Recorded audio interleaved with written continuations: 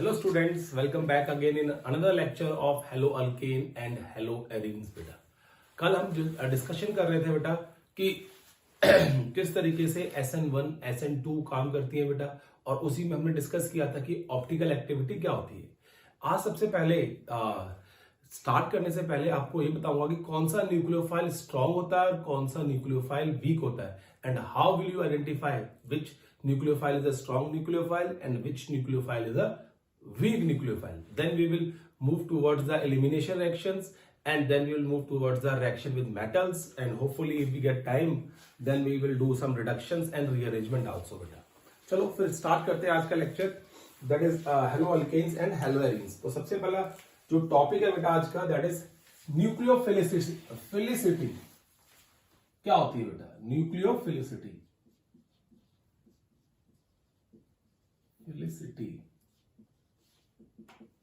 Nucleophilicity मतलब कौन सा न्यूक्लियोफाइल स्ट्रांग होगा और कौन सा न्यूक्लियोफाइल वीक होगा बेटा, उसके बारे में हमें आइडिया लगाना है यहां से।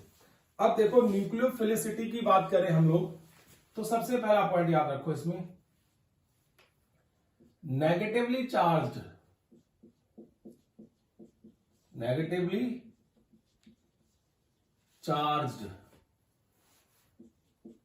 nucleophile are stronger than their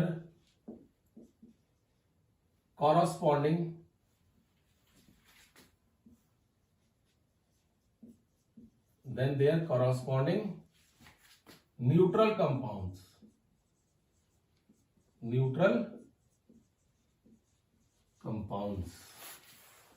ठीक है बेटा, मतलब कहते हैं अगर किसी भी स्पीसीज के ऊपर नेगेटिवली चार्ज है तो दैट नेगेटिवली चार्ज स्पीसीज जो होगी बेटा, that will be more strong nucleophile as compare to neutral compound.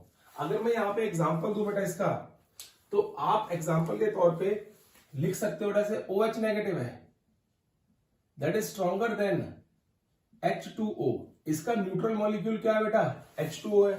Clear? इसी तरीके से मैं ये कह सकता हूं SH negative is stronger then H2S।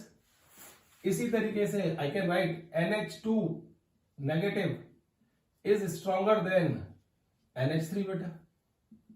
तो ये केस इस तरीके से आते हैं। तो पहली बात आपको याद रखनी है, एक्सेट्रा और भी हो सकते हैं, ये नहीं कि यहां पे खत्म हो गए, ये और भी हो सकते हैं बेटा ऐसे। तो जो नेगेटिवली चार्ज स्पीसीज होंगी बेटा, they are more stronger nucleophile as compared to their compounds in neutral state। उनका कंपाउंड अगर तो न्यूट्रल स्टेट में है, दो दे रखे हैं आपको, तो उस केस में क्या होगा बेटा, they have less tendency of nucleophilicity बेटा। क्लियर है? ऐसे बच्चा एक और लिख देता हूं मैं आपको, यहाँ पे कई बार बच्चे कंफ्यूज हो जाते हैं। तो होता है alkoxide RO negative, that is more stronger then ROR, ether से ज्यादा स्ट्रॉन्गर होता है बेटा। तो एक्सेट्रा बहुत सारे लिख सकते हो बेटा इसमें। तो पहला पॉइंट आपको याद रखना है कि जिस भी न्यूक्लियोफाइल के ऊपर नेगेटिव चार्ज है, that is more stronger than the corresponding salt या कॉरस्पॉन्डिंग न्यूट्रल स्पीसीज बेटा। ठीक है, अब देखो second point, second point, if we move from left to right in periodic table, nucleophilicity decreased। अगर हम लेफ्ट टू राइट मूव करते हैं किसी पीरियोडिक टेबल में किसी भी पर्टिकुलर पीरियड के अंदर, तो जो न्यूक्लियोफिलिसिटी है बेटा, that will decrease from left to right. On moving from left to right, then nucleophilicity decreases. Why this nucleophilicity decrease बेटा? बिकॉज वहां पे इलेक्ट्रोनेगेटिविटी बढ़ती जा रही है, और इलेक्ट्रोनेगेटिविटी क्या करती है, अपने इलेक्ट्रॉन्स को होल्ड करके रखती है। और हम बोलते हैं न्यूक्लियोफाइल क्या है, एक इलेक्ट्रॉन रिच स्पीसीज है, और इलेक्ट्रॉन रिच स्पीसीज की टेंडेंसी क्या होनी चाहिए बेटा, इलेक्ट्रॉन को डोनेट करने की। जो जितनी इजीली इलेक्ट्रॉन डोनेट कर देगा उतना केस में क्या होगा बेटा, वो अच्छा न्यूक्लियोफाइल बन जाता है।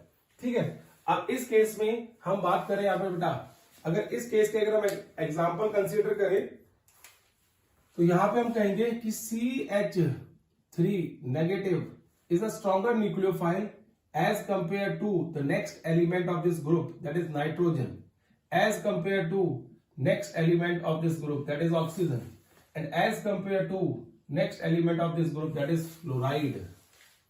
तो अगर आपसे कोई पूछता है कि लेफ्ट टू राइट पीरियड्स में मूव करते हुए न्यूक्लियोफिलिसिटी इंक्रीज होती है डिक्रीज होती है, तो आपको बताना है कि nucleophilicity decreases as we move from left to right in the periodic table, and the reason of this nucleophilicity decreases का reason क्या बेटा, electronegativity, because electronegativity increases and tendency to keep the electrons with itself increases बेटा, कि जो atom है वो अपने पास electron को रखना चाहता है, वो दूसरे के शेयर रिपेयर्ड इलेक्ट्रॉन को भी अपनी तरफ खींच लेता है, तो इसलिए डोनेशन की टेंडेंसी वहां पे कम हो जाती है।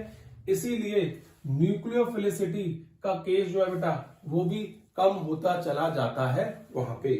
तो ये भी आपका रखना है कि if we move from left to right in the periodic table nucleophilicity decrease बेटा। थर्ड केस देखो यहां पे, if we move from top to bottom in any group, किसी भी ग्रुप में टॉप टू बॉटम मूव करते हैं, देन न्यूक्लियोफिलिसिटी इंक्रीज्ड, वो इंक्रीज करती है। किसी भी ग्रुप में अगर टॉप टू बॉटम मूव करोगे तो न्यूक्लियोफिलिसिटी क्या करेगी बेटा, इंक्रीज करेगी, क्योंकि हम बोलते हैं साइज बढ़ता है, साइज बढ़ने के कारण क्या होता है बेटा, सेंटर से इलेक्ट्रॉन दूर होते चले जाते हैं, और जितने सेंटर से इलेक्ट्रॉन दूर होंगे उतना इजीली इलेक्ट्रॉन डोनेशन टेंडेंसी वहां पे बढ़ जाती है। इसलिए हम बोलते हैं कि न्यूक्लियोफिलिसिटी जो होती है as we move from top to bottom that increases. अगर हम इसके एग्जाम्पल कंसिडर करें बेटा, तो देखो यहां पे आपको शो करता हूं मैं, सेलेनियम हाइड्राइड ज्यादा स्ट्रॉन्ग न्यूक्लियोफाइल है as compare to SH, and this is more as compare to OH negative. ठीक है, तो देखो OS और SE डाउन द ग्रुप जा रहे हैं, तो न्यूक्लियोफिलिसिटी क्या कर रही है बेटा, इंक्रीज कर रही है कि नहीं कर रही। एक ही ग्रुप के मेंबर है ऑक्सीजन, सल्फर एंड सेलेनियम। इसी तरीके से अगर आपको कोई बोले R3P, ये बेटा this is stronger than R3N, trialkyl phosphine और ट्राइल्काइल नाइट्रीन बेटा जो है वो ज्यादा, फॉस्फीन क्योंकि सेकंड नंबर पे आता है, डाउन द ग्रुप मूव कर रहा है, तो ये स्ट्रॉन्ग न्यूक्लियोफाइल होगा as compare to this one, उसके कंपैरिजन में ये स्ट्रॉन्ग बन जाएगा। तो मैं आपको फिर बता रहा हूं, देखो बेटा दूसरा केस मैंने बताया आपको कि अगर आप न्यूक्लियोफाइल की बात करते हो तो as we move down the group nucleophilicity increases because the centre से इलेक्ट्रॉन की आउटर मोस्ट शेल के इलेक्ट्रॉन की दूरी बढ़ती जा रही है, और जितनी दूरी बढ़ रही है उतना इजीली वो इलेक्ट्रॉन डोनेट कर सकता है और इतना अच्छा वो न्यूक्लियोफाइल बन सकता है बेटा। तो वो केस हमने यहाँ पे शो किया है कि इस तरीके से आप बताओगे कि क्या होगी। Fourth and the last point बेटा जो आपको याद रखना है, देखो बहुत इजी वे में आपको समझाने की कोशिश कर रहा हूं कि क्या है, और ये 4 पॉइंट याद रखो, आपका काम खत्म हो जाएगा। आपको इन चारों पॉइंट को कभी भी आपने स्ट्रॉन्ग या वीक न्यूक्लियोफाइल चेक करना है, तो जो 4 पॉइंट बता रहा हूं बेटा इन सबको ध्यान में रखना है, तब आपको प्रिडिक्ट करना है कि which nucleophile is stronger and which is weaker बेटा। अब देखो fourth point, as bulky group increased with nucleophile, its nucleophilicity decreased। जितना बल्कि ग्रुप इंक्रीज होगा किसी भी न्यूक्लियोफाइल के साथ में बेटा, उतनी उसकी न्यूक्लियोफिलिसिटी कम होती चली जाती है। स्टायरिक हिंड्रेंस का फैक्टर रहता है ना। देखो कैसे, अब मैं एग्जांपल दूं बेटा इस केस में, तो O के साथ मेरे पास H है बेटा, तो ये सबसे स्ट्रॉन्ग न्यूक्लियोफाइल होगा। मैंने क्या कर दिया, H को हटा दिया, CH3 लगा दिया, उसकी टेंडेंसी कम होगी, ये बल्कि ग्रुप बढ़ता आ रहा है इसके साथ बेटा। फिर मैंने इसको भी हटा दिया and I right like this CH3 H and CH3O। और सबसे पुअर न्यूक्लियोफाइल कौन सा होगा बेटा, फिर O negative CH3 CH3 CH3 बेटा। ठीक है, ये सबसे स्ट्रॉन्ग न्यूक्लियोफाइल हो गया बेटा ये वाला। तो हम बोलते हैं जितनी बल्कीनेस बढ़ती चली जाएगी उतनी न्यूक्लियोफिलिसिटी कम होती चली जाती है, क्योंकि बेटा ये अटैक करते हुए सोचेगा, जब ये अटैक करेगा तो इसके जो बल्की ग्रुप है they will feel hindrance, they will feel repulsion, और रिपल्शन के कारण वो वहां पे इजीली अटैक नहीं कर पाते हैं। तो ये बात आपको याद रखनी है, ये 4 पॉइंट याद रखने हैं कि न्यूक्लियोफिलिसिटी, कौन सा न्यूक्लियोफाइल स्ट्रांग होता है और कौन सा न्यूक्लियोफाइल वीक होता है बेटा। ठीक है, मैंने आपसे कहा था कि मैं बताऊंगा कि किस तरीके से आप चेक करोगे न्यूक्लियोफिलिसिटी। ठीक है, तो ये केस है, नोट करो बेटा। फिर हम आगे मूव करते हैं for elimination reactions.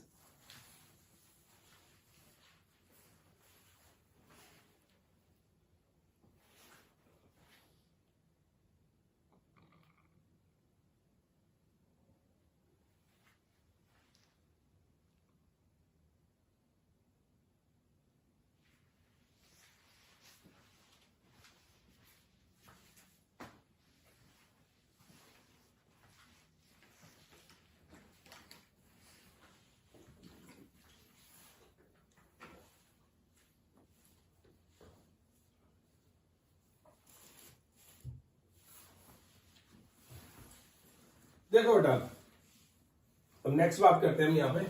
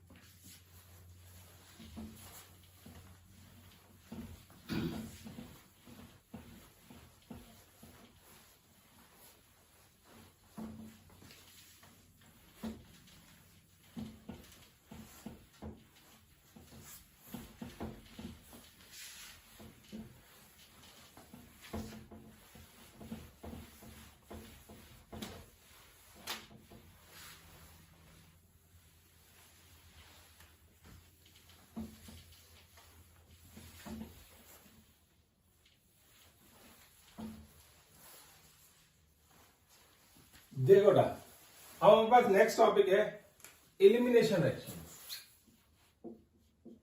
Elimination reactions,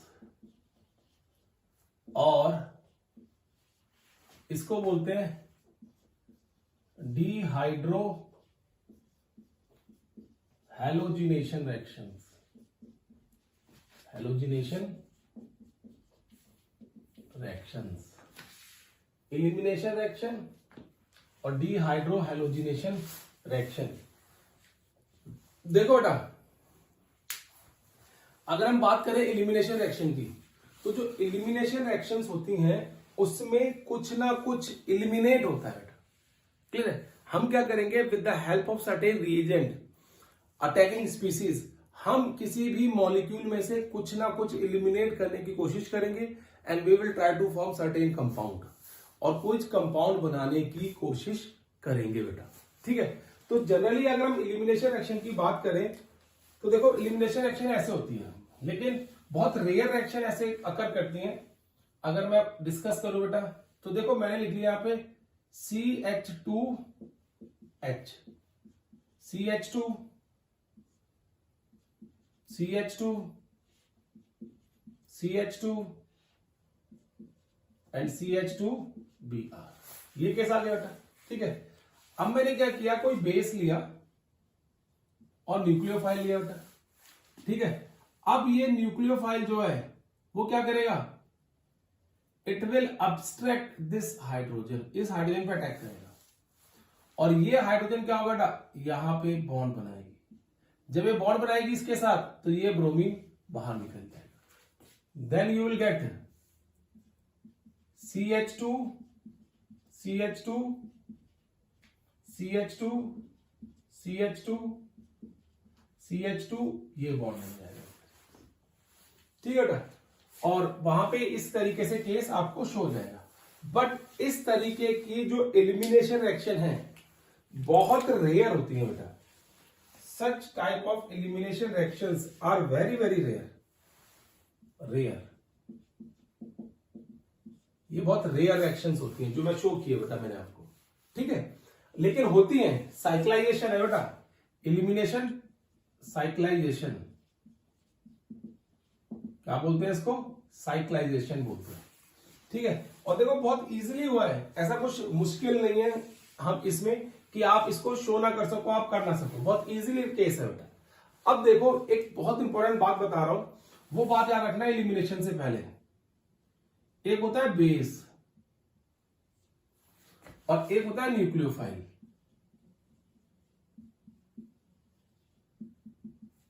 ठीक है बेटा। तो जो OH है, जो यहां पे OH मैं शो कर रहा हूं इस केस के अंदर, ये OH ये बेस भी है बेटा, OH negative, and it is also a nucleophile, ठीक है। अब देखो if this OH negative attacks on hydrogen, then it acts as base। अगर ये OH नेगेटिव हाइड्रोजन पे अटैक करता है तो ये बेस की तरह काम करेगा। If this OH negative attacks on hydrogen, then this OH negative will be base in any reaction। कोई भी रिएक्शन में देखो बेटा, यहां पे मैं एलिमिनेशन रिएक्शन कह रहा हूं, और एलिमिनेशन रिएक्शन में आप ये नहीं बोलोगे न्यूक्लियोफाइल अटैक कर रहा है इसके ऊपर, नहीं, इट्स अ बेस। बेसिकली क्या है बेटा, बेस है। क्यों है बेस, बिकॉज ये जो OH नेगेटिव है वो H के ऊपर अटैक कर रहा है। जब भी OH नेगेटिव H को एब्स्ट्रैक्ट करेगा तो वो बेस होगा बेटा, ये याद रखना। एंड ये न्यूक्लियोफाइल कब होगा, if it attacks on carbon atom, not on hydrogen atom. अगर ये कार्बन एटम पे अटैक करता है, ठीक है बेटा, तो क्या होगा, then that will be nucleophile, वो न्यूक्लियोफाइल होगा। अगर वो हाइड्रोजन एटम पे अटैक करता है तो वो बेस होगा बेटा। ये एक छोटी सी बात है जो आपको पता होनी चाहिए कि न्यूक्लियोफाइल OH नेगेटिव या कोई भी इस तरह की नेगेटिव स्पीसीज कब बेस और न्यूक्लियोफाइल तरह काम करेगी, जब वो स्पीसीज नेगेटिवली चार्ज स्पीसीज या कोई भी न्यूट्रल स्पीसीज कब बेस होगी, जब वो H पॉजिटिव आयन को एब्स्ट्रैक्ट करेगी बेटा। और अगर वो कार्बन के ऊपर अटैक करेगी तो it will act as a nucleophile, तो फिर वो न्यूक्लियोफाइल की तरह काम करेगी। आप बोल सकते हैं यहाँ पे न्यूक्लियोफिलिक सब्स्टिट्यूशन हो रही है, न्यूक्लियोफिलिक एडिशन हो रही है, कुछ भी हो रहा है बेटा केस। और अगर OH नेगेटिव H को एब्स्ट्रैक्ट कर रहा है तो वहां पे बेस की तरह वो काम कर रहा है बेटा, ठीक है। अब देखो इसके साथ ही मैं आपको बताता हूं एलिमिनेशन रिएक्शन का केस। अब देखो वहां पे एलिमिनेशन रिएक्शन हुई, यहां पे जो एलिमिनेशन रिएक्शन हुई है, इस रिएक्शन में सिग्मा बॉन्ड बना है बेटा, सिग्मा बॉन्ड फॉर्मेशन आपको दिख ही रहा है ना। दिस बॉन्ड है सिग्मा बॉन्ड बेटा, सिंगल बॉन्ड है, तो क्या बना है यहाँ पे, सिग्मा बॉन्ड बना है। तभी तो मैंने आपको क्या लिखा है, बहुत रेयर रिएक्शंस होती हैं, ऐसी वाली होती है लेकिन बहुत ज्यादा रेयर रिएक्शंस होती है। साइक्लाइजेशन का जो केस आता है that is very very rare, ठीक है। अब देखो बेटा यहाँ पे जो एलिमिनेशन रिएक्शन है, जो जनरल एलिमिनेशन रिएक्शन है, हम उसकी बात करते हैं। अब जनरल एलिमिनेशन रिएक्शन में मैं आपसे कहूंगा एलिमिनेशन रिएक्शन बेटा, क्लियर है। अब जो हम बात करेंगे वो आप ध्यान से सुनो। एलिमिनेशन रिएक्शन के केस के अंदर ये मैंने कोई X लगा दिया और ये कोई हाइड्रोजन है बेटा, ठीक है। ये जिस ग्रुप के साथ, जिस कार्बन के साथ हेलोजन अटैच होगी उसको हम अल्फा कार्बन बोलते हैं, और दूसरे वाले को क्या बोलेंगे बेटा, बीटा कार्बन, ठीक है। इसको क्या बोलते हैं, अल्फा, इसको क्या बोलेंगे, बीटा। अगर आईपैक नेमिंग की बात करें, this is 1 and this is 2, ठीक है बेटा। तो ये क्या आ गया 1 और दिस इज 2। अब इस अल्काइल हैलाइड के ऊपर कोई बेस अटैक करता है बेटा, OH नेगेटिव, ये बेस है, ठीक है। तो देखो इस साइड से बेस अटैक नहीं कर पाएगा बिकॉज यहां पे क्या है, हेलोजन है, और हेलोजन पे क्या है, स्टायरिक हिंड्रेंस है। तो it will attack to this hydrogen, ये इस हाइड्रोजन पे अटैक करेगा। जब ये इस हाइड्रोजन के ऊपर अटैक करेगा तो क्या होगा बेटा, देखो OH नेगेटिव तो खुद है and it needs H positive ion, तो ये अपने इलेक्ट्रॉन जो है, दोनों इलेक्ट्रॉन कहां शिफ्ट कर लेगा, यहां पे। और जब ये इलेक्ट्रॉन यहां पे शिफ्ट करेगा तो देखो इस कार्बन की टेंडेंसी बढ़ गई बेटा।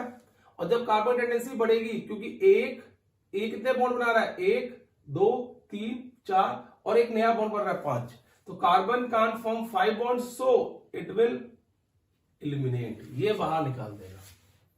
ये जो है अगर ये साइमल्टेनियसली हो रहा है, एक ही स्टेप में हो रहा है, ठीक है, तो हमारे पास जो रिएक्शन है बेटा, ये हमारे पास आ जाएगा CH2 डबल बॉन्ड CH2। इस तरीके से हमारे पास केस मिल जाएगा बेटा, CH2 double bond CH2 plus KBr अलग हो जाएगा, क्योंकि ये बेस जो है वो KOH से आएगा, उस केस में हम ये शो करेंगे बेटा, KBr अलग हो जाएगा।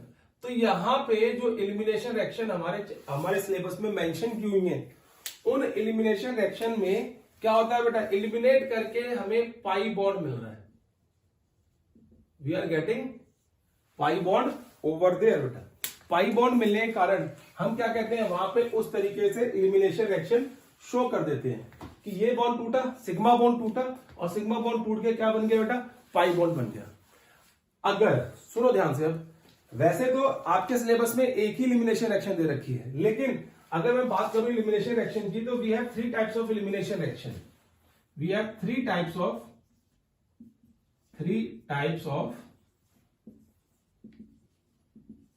एलिमिनेशन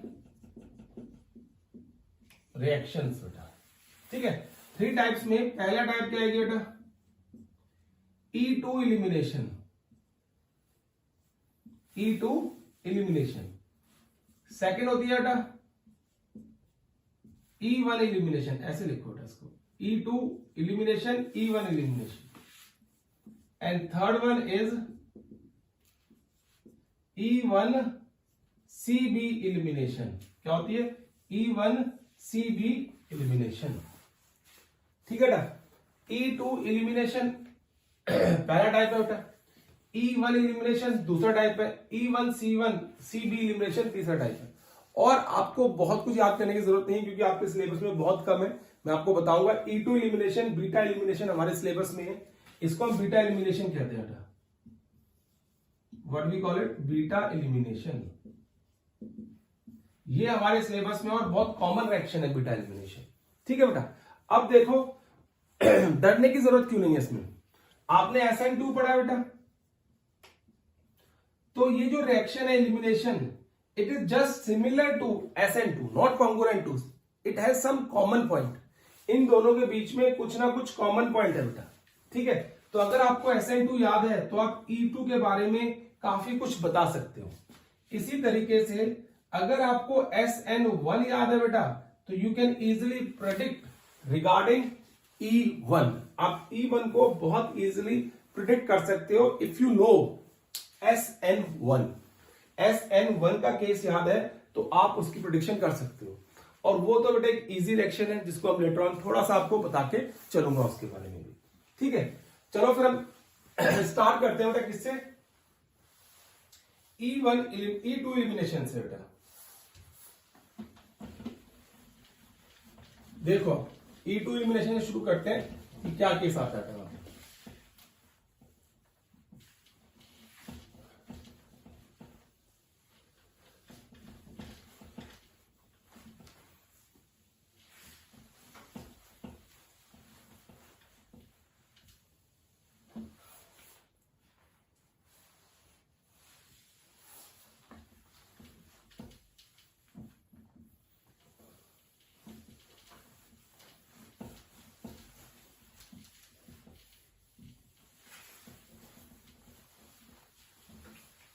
ये भी रबी कर लेते हैं बेटा।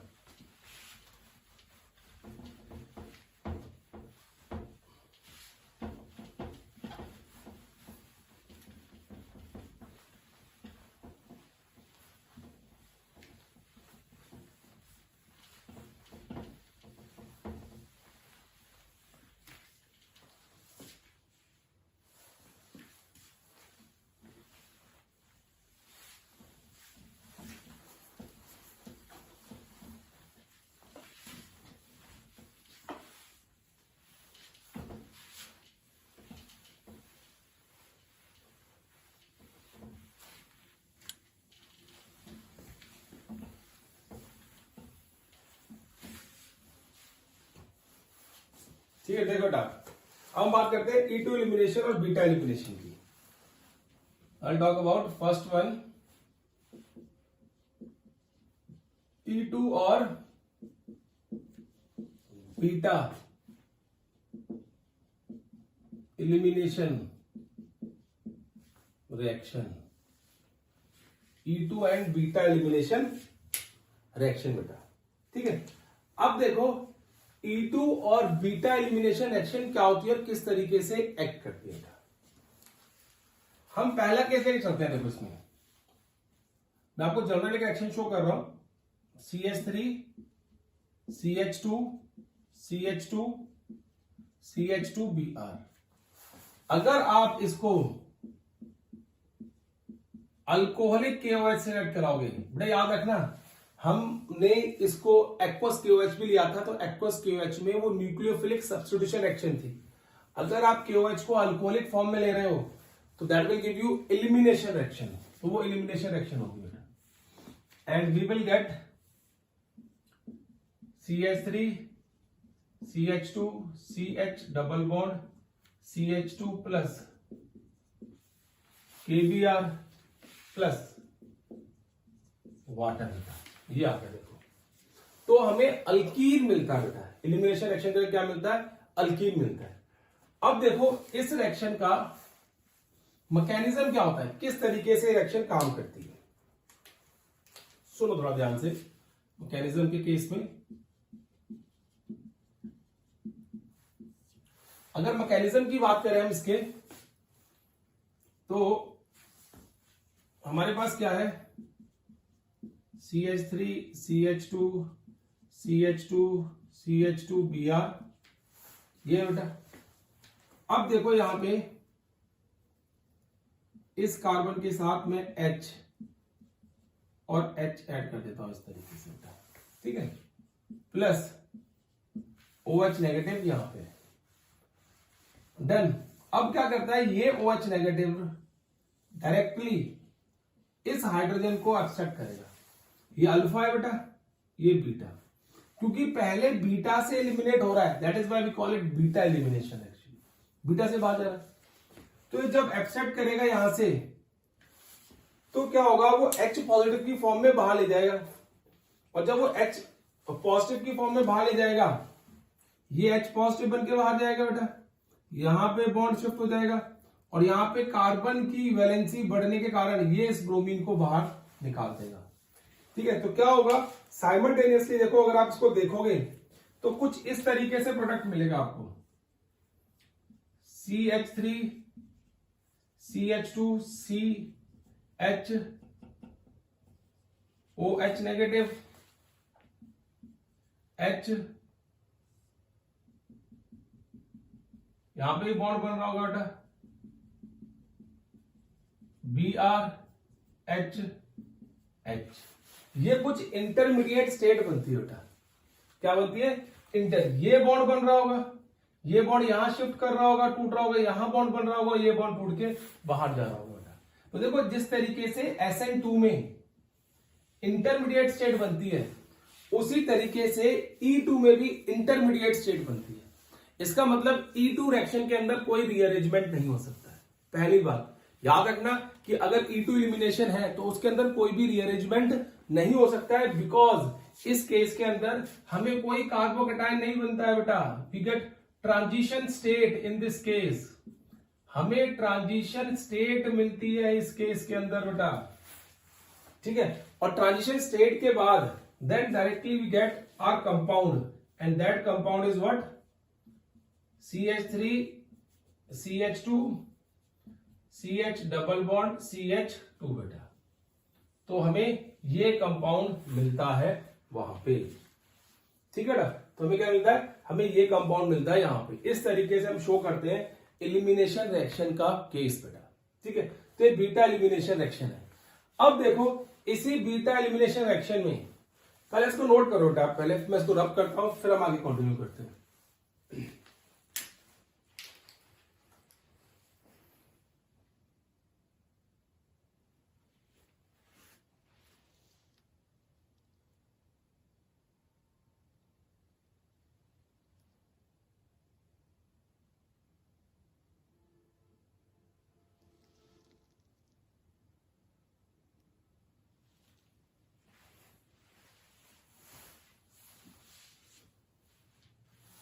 देखो बेटा,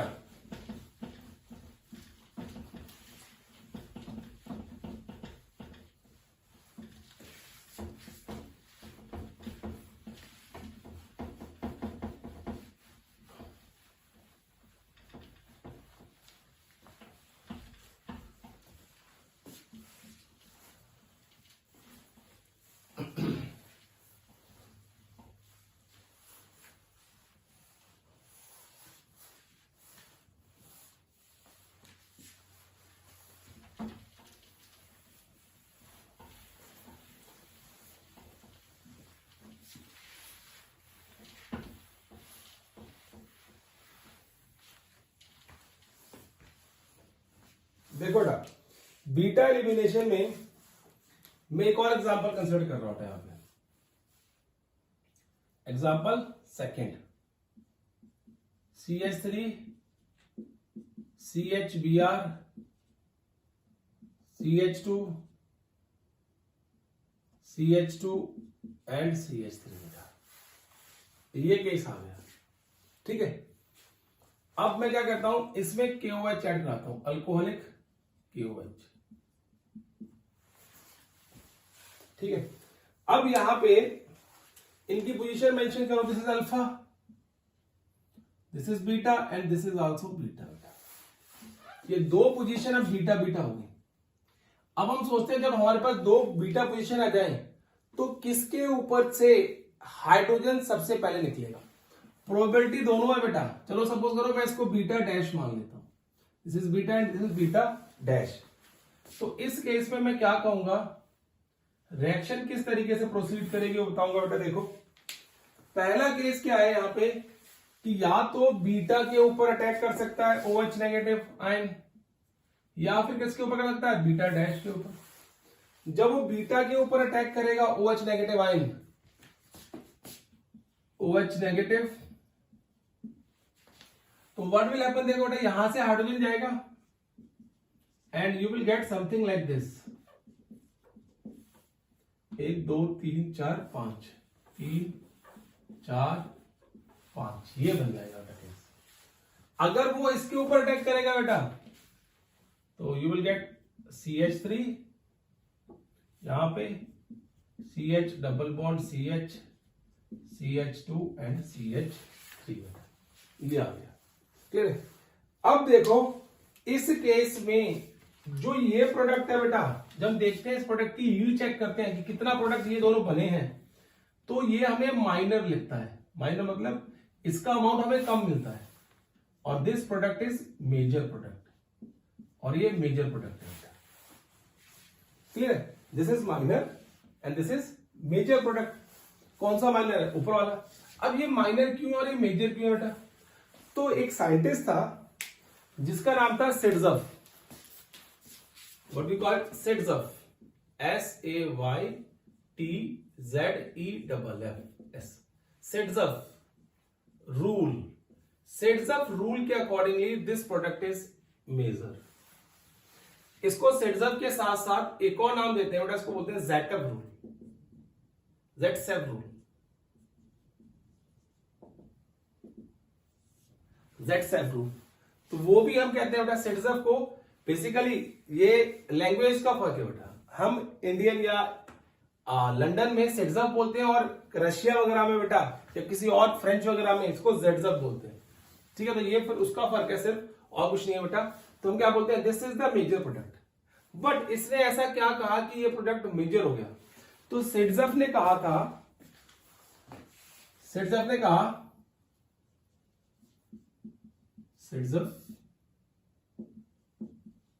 rule, it states that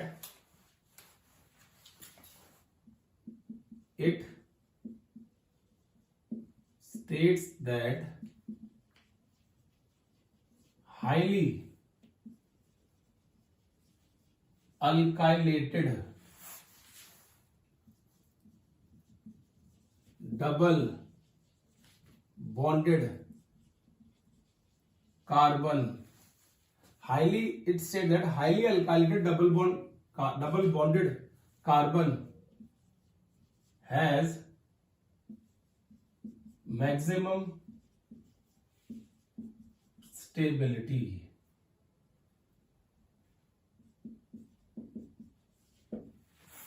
stability बेटा कहते हैं जितना ज्यादा हाईली अल्काइलेटेड डबल बॉन्डेड कार्बन होंगे, दे हैव मैक्सिमम स्टेबिलिटी, उतनी ज्यादा उनकी स्टेबिलिटी होगी बेटा। क्लियर है? तो उसको हम बोलते हैं सिडजफ रूल। अब यहां पे देखो, ये दोनों डबल बॉन्डेड कार्बन है बेटा। अब इस कार्बन के साथ एक अल्काइल ग्रुप लगा हुआ है, एक H। अब ये डबल बॉन्डेड कार्बन है, इसके साथ कोई भी अल्काइल ग्रुप नहीं है। तो due to the presence of this alkyl group over here, this is highly stable. ये हाईली स्टेबल केस बनता है बेटा। याद रखना बेटा इस केस में कि अगर आपके पास बीटा एलिमिनेशन हो रही है, और बीटा एलिमिनेशन में if you have a probability कि बीटा जो है दो पोजीशन पे है, तो चेक करना कि डबल बॉन्ड बनने के बाद किस कार्बन के साथ, डबल बॉन्ड कार्बन के साथ हाईली अल्काइलेटेड ग्रुप अटैच होंगे, मतलब ज्यादा अल्काइल ग्रुप अटैच होंगे। जिसके ज्यादा अल्काइल ग्रुप अटैच होंगे बेटा, that will have maximum stability and that will be a major product. वो मेजर प्रोडक्ट होगा उस केस के अंदर बेटा। क्लियर है केस? अब ये बीटा एलिमिनेशन का केस आता है। अब देखो कुछ पॉइंट्स डिस्कस करते हैं बीटा एलिमिनेशन के अंदर बेटा। बीटा एलिमिनेशन में अगर हम बात करें यहां पे कि जैसे बीटा एलिमिनेशन चेक कर रहे हैं बेटा, तो यहां पे order of reactivity of alkyl halide क्या होगा? तो order of reactivity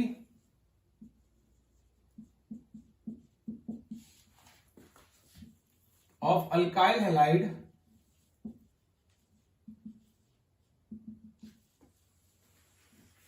that will be tertiary alkyl halide is most reactive, फिर followed by secondary and then primary।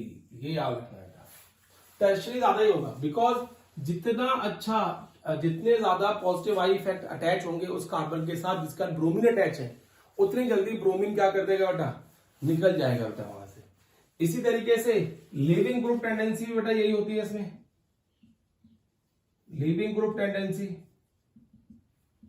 वो क्या आपके पास I negative, Br negative, Cl negative and F negative. ये भी क्या है इसमें? लिविंग ग्रुप टेंडेंसी है। ठीक है, जो हेलोजन लगा होगा बेटा यहाँ पे, उसको चेक कर लोगे और वो जल्दी से क्या हो जाएगा बेटा? एलिमिनेट हो जाता है।